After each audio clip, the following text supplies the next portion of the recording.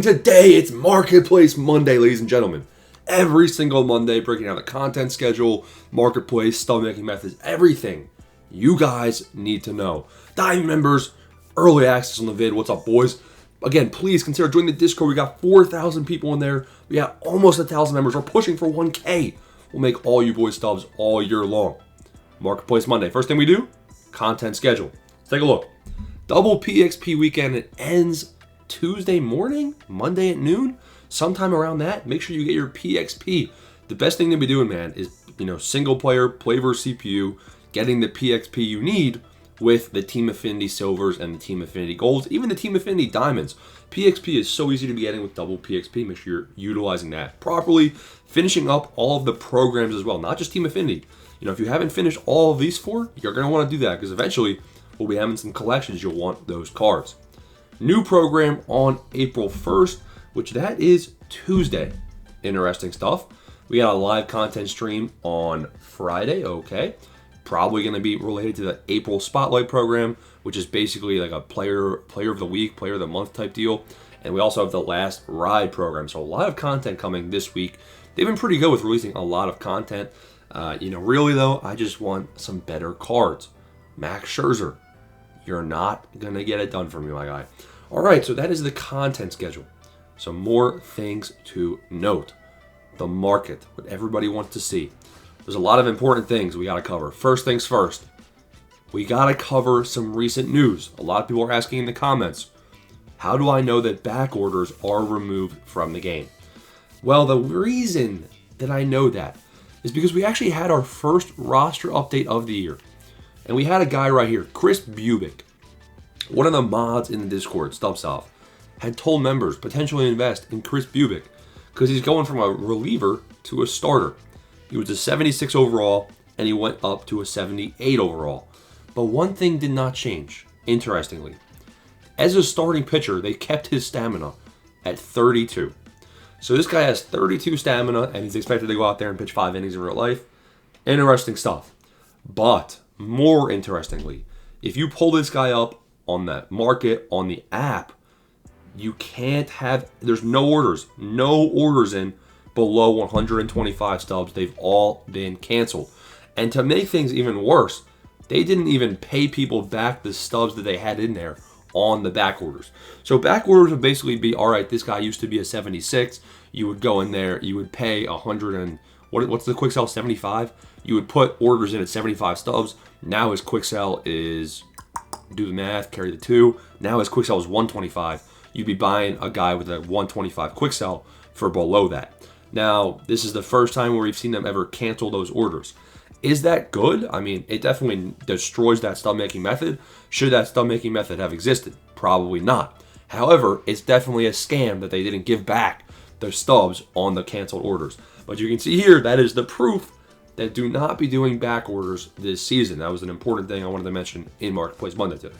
Now, going forward, we got some good looking prices. Let's take a look at flipping. How is the flipping market?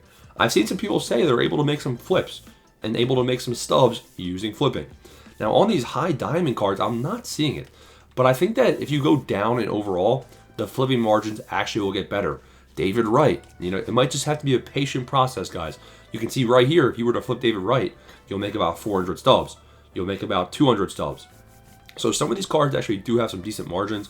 Kind of just have to go down in overall and down in the total profit amount per card.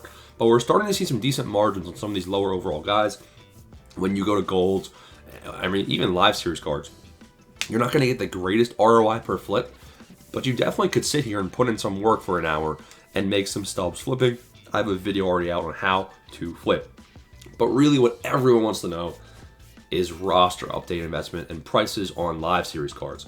The live series collection, it's still not that expensive, man. We have some increased prices on these diamonds. I bet Judge is up in price considering he just had 4 for 4 with 3 homers, right? Like crazy game by the Yankees right there. But I still would not be doing collections. I mean, really, what you want to do is turn your stub count into a higher stub count. Roster update confirmed for May 2nd, and that actually heavily affected the market. People thought the roster update, honestly, a lot of noobs probably thought the roster update would be sooner. Personally, I was expecting around April 20th for the first roster update, so they pushed it back about, a week or two past my expectations, and impatient people don't have the time to be patient. They dropped everything to quick sell. People are like, yo, I ain't invest until this update. So with that, we had a huge market crash, which is actually not that bad of a thing. Let's talk about how flipping went over opening day. Flipping was actually pretty successful, and it was a good indication of what to expect for the future. There were some good learning experiences on this daily flipping journey. Let's take a look at a guy who was a good flip. I mean, if we go to silvers, let's go to Schwarber. I think that we learned that flipping hitters actually is more profitable in a lot of cases this year than flipping a pitcher.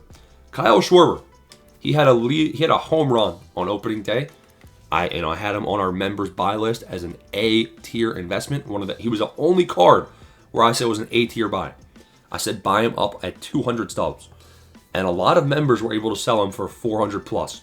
He homered on opening day. Now, he also homered on game number 2, but you can see his price hasn't changed that much, even though he's off to a very hot start to the season. This is because of that market crash. People are really not trying to drive prices up on players as much this season. Now, if we look at some more silvers and we look at some more golds, it seems like golds are not having as high of a flip price rather than silver. So I think silvers jump up in price more than golds. This could be due to the supercharge overall. Supercharge overalls only being 87, that seems too low. Honestly, I think the supercharge overall should be 91. I think 91 overall, or maybe, honestly 91.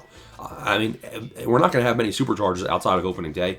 So, that's just too low in my opinion. Look at Framber Valdez. He's supercharged right now. Framber Valdez, he was on our buy list. You can see I have 0.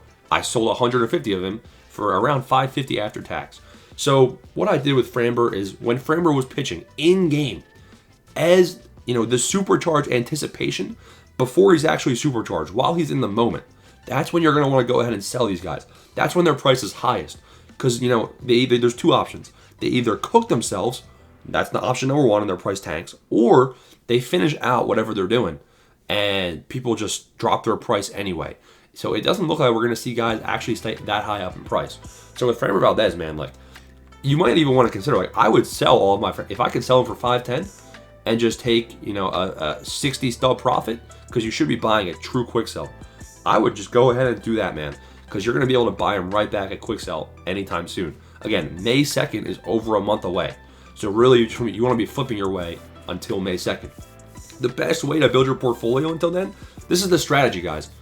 Basically, you want to make stubs by flipping along the way till May 2nd, but you want to be managing your portfolio where anybody that's bad, anybody that's good, you want to get rid of the bad guys in your portfolio and add onto your portfolio so that you have a very, very good investment portfolio by May 2nd.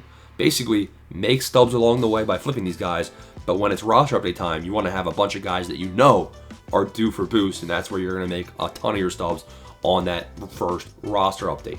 Now, there's another thing I wanted to talk about is Eugenio Suarez.